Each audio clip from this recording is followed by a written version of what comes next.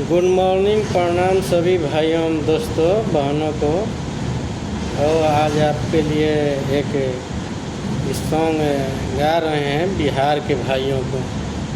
20 साल से बिहार में भाजपाई और पलटू चाचा बिहार में शासन करता, तब विपक्षे के गरियावता। ओकरे खातिर गाना बा, दबा के शेयर करिए, सुनी जा, देखी कैसन लागता।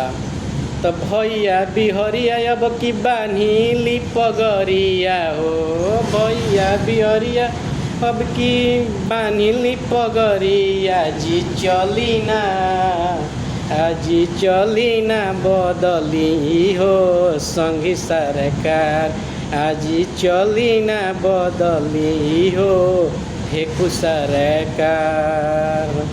भैया तेजस्वी के अब की बेलाई जा, ललटेन के बटन दादा कच कच दबाई जा, ललटेन के बटन दादा कच कच दबाई जा।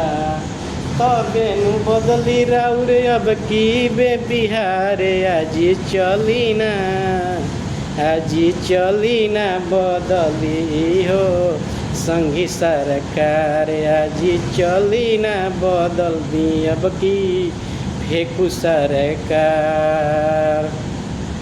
अब 20 साल से फेंकता बिहार में दूर दूर जी, 20 साल से फेंकता बिहार में दूर दूर हो। अब बिहार के लोगवा के बुझेला मजदूर हो, 20 साल से फेंकता बिहार में दूर दूर हो। बिहार के लोगवा के बुझेला मजदूर हो, बिहार के लोगवा के बुझेला मजदूर हो।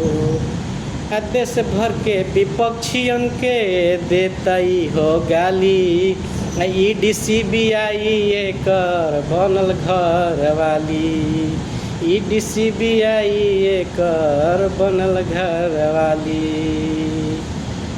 झूठ हूँ के कैले बा बिहार में ऐलान हो, अब बगसर जमनिया के लोग बाढ़ से परेशान हो, अब बगसर जमनिया के लोग बाढ़ से परेशान हो।